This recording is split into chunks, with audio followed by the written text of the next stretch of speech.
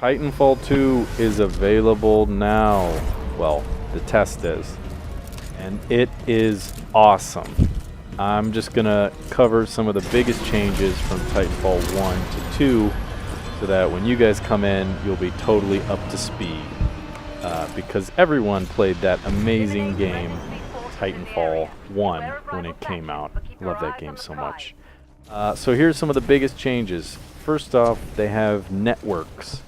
So a network is similar to a clan or a guild, and you'll use that tag, you'll carry that network tag in with you in matches. So there's a option from the main menu to just join a network or browse networks, and you can quickly join in those. Once you're in a network, basically 25% of the bottom of the screen is taken up with just this chat box.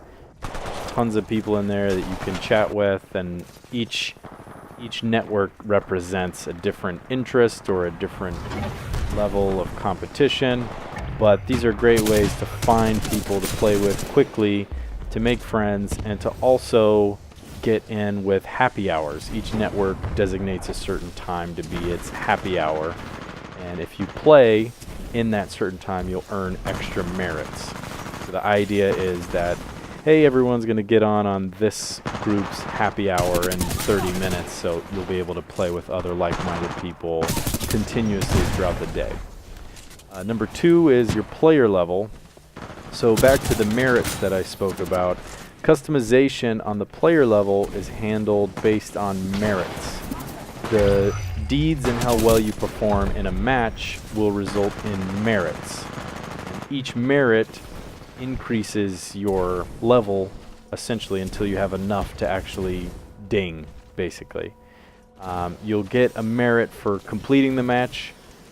You'll get another one for winning, good performance, leveling up your primary, leveling up your secondary, and leveling up your Titan, with each progressive level obviously requiring more merits than the one before it.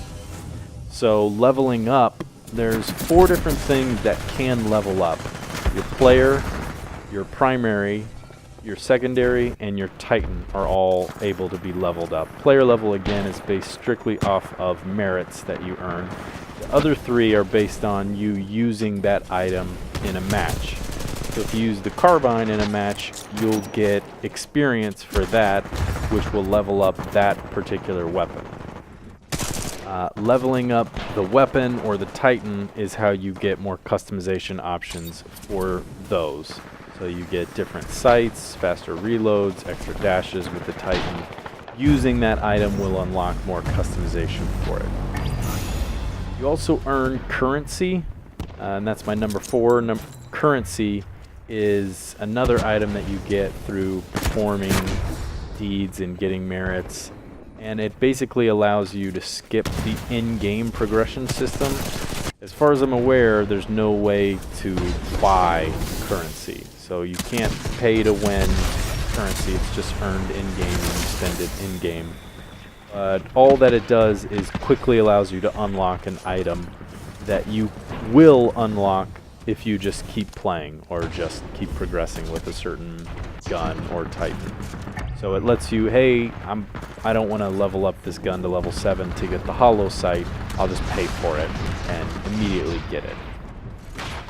Number 5 is the pilot loadouts. So the pilot loadouts consist of numerous different slots. You have an ability slot, ordnance, primary, secondary, and 2 unique perks, your Kit 1 and Kit 2 perks. The ability slots, you have the Pulse Blade, which is a throwing knife with a sonar pulse that exposes enemies. You have the Grapple, which allows you to quickly and easily traverse the map or latch onto enemies and Titans. Holo Pilot, which creates a holographic copy of you that mimics your actions. The Stem, which heals you and provides you with a big boost of speed for a short period of time. And then Cloak, which sort of makes you Predator style. It's more effective against Titans. You basically are invisible against Titans. Ordnance, there's 4 different options for ordnance: frag grenades, arc grenades, which are similar to the Titanfall 1 arc grenades in that they kind of blind Titans and stun pilots. The electric smoke grenade is an item that the pilot has now that acts similarly to how it did in the original game. And Gravity Star is a type of ordnance that was shown in the trailer that the pilot threw and sort of sucked people into this zone that they kind of just spiraled around while he shot at them. There's a bunch of primaries. You have 1 assault rifle, 2 submachine guns, 2 LMGs, 2 snipers, 1 shotgun, and 1 grenadier. Each of those having 7 levels associated with it. Again, you earn levels with the primary guns by using them in a match. And each level, you unlock a new mod for it. A new sight, or faster reloading, or shooting while sprinting. The secondaries available to you, you can either use an anti-Titan weapon or a pistol. There's no smart pistol currently. I don't know if that's going to be in the game, but currently there's no smart pistol.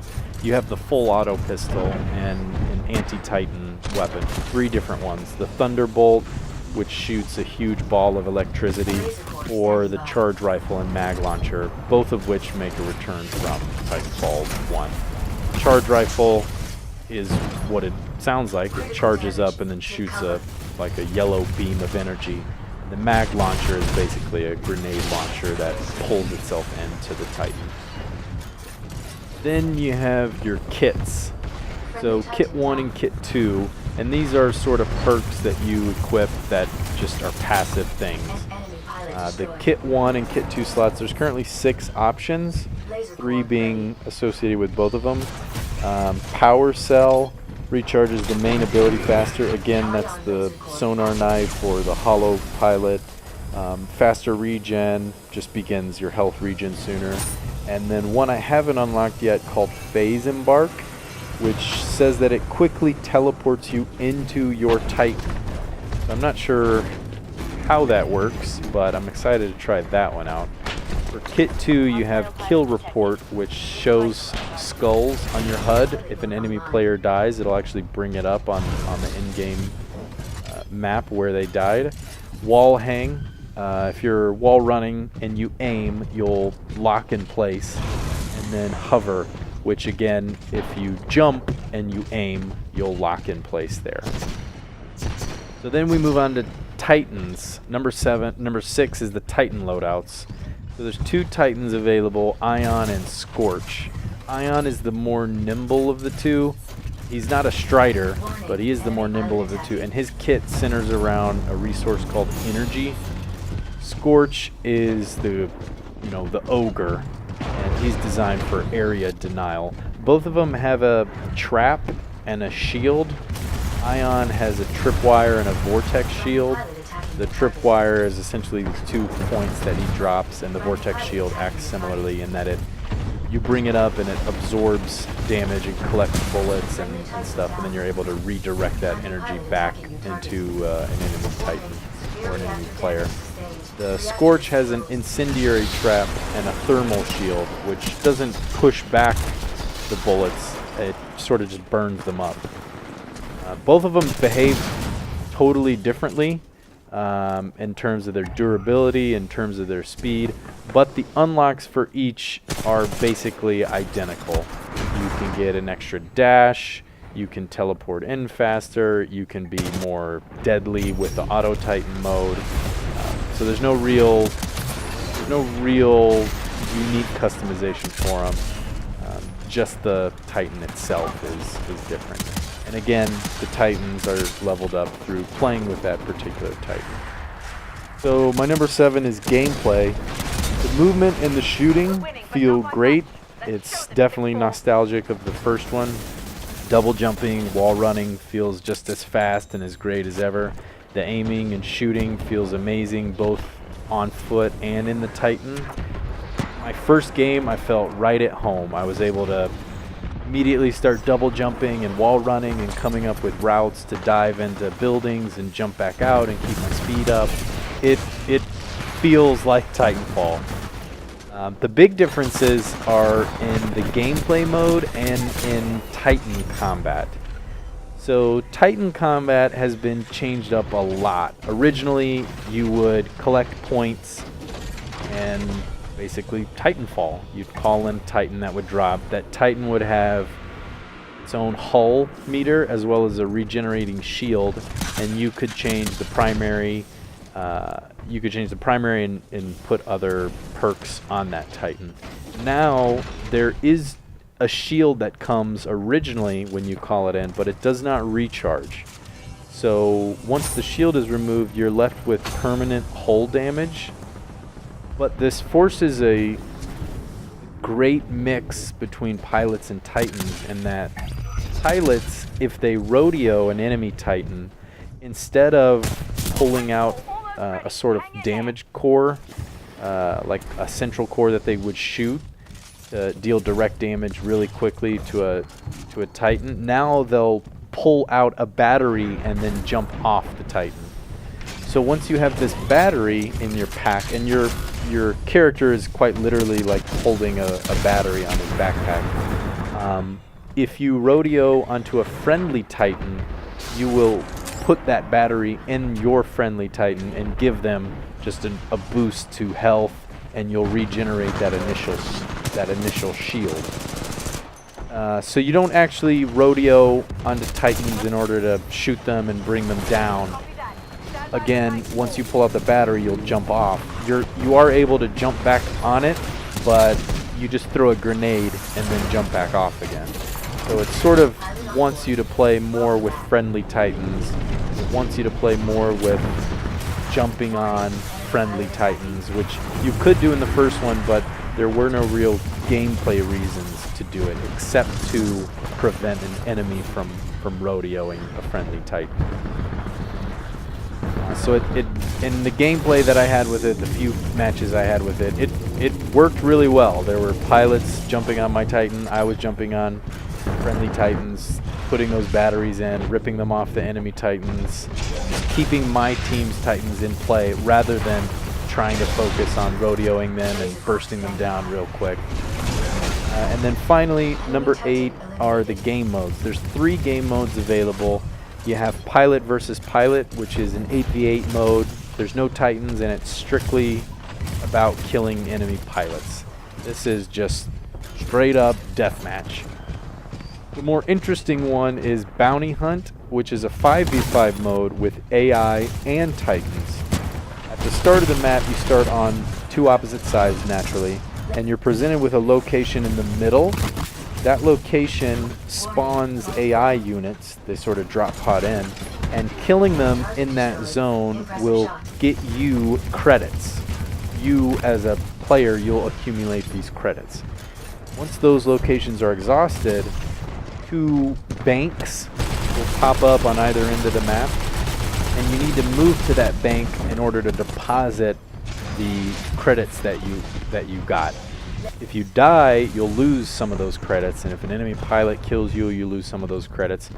And the banks, there's no bases, again, with how the movement works, so very frequently there'll be enemies posted up on the one you thought was closer to you, and they're shooting you before you can deposit the funds just to pick them up and then store them for themselves. So it forces a lot of great movement. It lets you figure out the map just because it's so open, and the objectives are just different places. You're continually running around. Wave 2 and Wave 3, people have generally accumulated enough points to summon in their Titans, so the whole nature of the game shifts as now it's these 3-on-3 or 4-on-4 Titan battles where you're trying to still collect credits from killing the AI grunts, but you're trying to focus on moving as a team, and like I mentioned earlier, pilots getting batteries that are ripping them out and putting them on yours. It was great fun. And then finally, the third one is Amped Hardpoint. It's a 6v6 mode. You can summon Titans in, and this one is a capture the point mode. Making a return from the first one, there's 3 objectives, but after you've captured an objective, if you stay on that objective, you'll essentially double capture it. You'll amp it, and amping an objective will result in double points for your team. This one is very fluid, it's very chaotic. There's not a lot of AI. spawning and getting into the mix. So it's, again, just kind of back to that pilot versus pilot gameplay, but you are moving around and capturing certain objectives. So those are some of the biggest changes that I had. The test will go on through 8.19 and end 8.21, and they'll issue a second test 8.26, and that one will end 8.28. So these tests are only on the Xbox One and the PS4. There's no PC one scheduled, but the game does come out October 28th. So be sure to subscribe for more videos on Titanfall. I'm going to be releasing some gameplay footage that I have, as well as going over just my favorite loadouts and tips and tricks moving forward. But thank you guys for watching, and I'll catch you in the next episode.